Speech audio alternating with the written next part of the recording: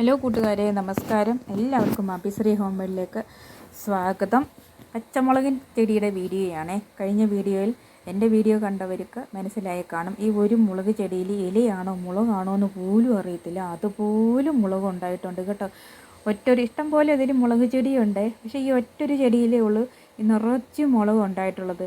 ഒരുപാട് ഇതിൽ പൂവും ഒക്കെ ഉണ്ടായിട്ടുണ്ടായിരുന്നു കേട്ടോ. ഇടയ്ക്ക് ഭയങ്കര മുരടിപ്പായിരുന്നു. ആ മുരടിപ്പ് കാരണം ഇലകളും അതുപോലെ തന്നെ പൂവൊക്കെ പൊഴിഞ്ഞു പോകുമായിരുന്നേ.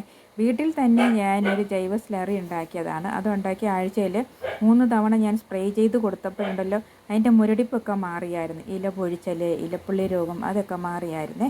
ഇപ്പം ഞാൻ മുളക് പറിക്കാൻ വേണ്ടി ഇറങ്ങിയതാണ്. ഇപ്പം മുളക് പറിച്ചിലെല്ലാം ഉണ്ടല്ലോ, നാളെ രാവിലെ വന്ന് നോക്കുമ്പോൾ മുളക് ചെടി കാണത്തില്ല, പകുതി വെച്ച് ഒടിഞ്ഞു പോകും. പിന്നെ ഈ മഴ സമയത്ത് വെച്ച് പിടിപ്പിച്ചെടുക്കണേ ഭയങ്കര ബുദ്ധിമുട്ടല്ലേ.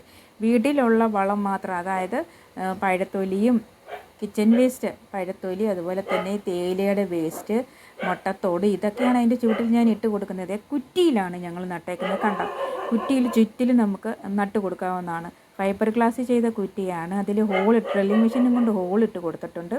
അപ്പം നടുക്ക് കുപ്പിയാണ് ഞങ്ങൾ വെച്ച് കൊടുത്തേക്കുന്നത്. കുറ്റി നിറച്ചും പൊട്ടി മിക്സൊക്കെ മിക്സ് ചെയ്ത മണ്ണാണേ. അപ്പോൾ കുറ്റിയുടെ നടുക്കായിട്ട് ഈ കുപ്പി വെച്ച് കൊടുത്തിട്ടുണ്ട്. കുപ്പിയിലുണ്ടല്ലോ PVC പൈപ്പ് ഫിറ്റ് ചെയ്തിട്ടുണ്ട്. PVC പൈപ്പിൽ ചുറ്റിലും ഹോൾ ഇട്ടിട്ടുണ്ട്. അപ്പം സ്ലറി ആയിട്ട് കടലപ്പിണ്ണാക്ക്, വേപ്പമണ്ണാക്കൊക്കെ പുളിപ്പിച്ച് സ്ലറി ആയിട്ട് നമുക്ക് ഒഴിച്ചു കൊടുക്കാം.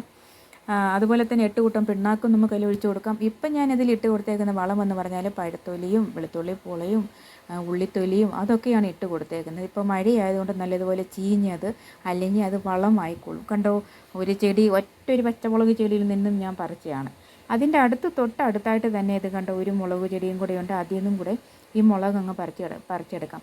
അപ്പം മുരടിപ്പിന് വേണ്ടിയിട്ട് ഞാൻ സ്പ്രേ ചെയ്യുന്ന മരുന്നെന്ന് പറഞ്ഞാൽ പുഴുങ്ങാത്ത മുട്ടത്തോട് മിക്സിയിലിട്ട് അരിച്ചെടുത്തിട്ട് പുളിച്ച കഞ്ഞിവെള്ളത്തിൽ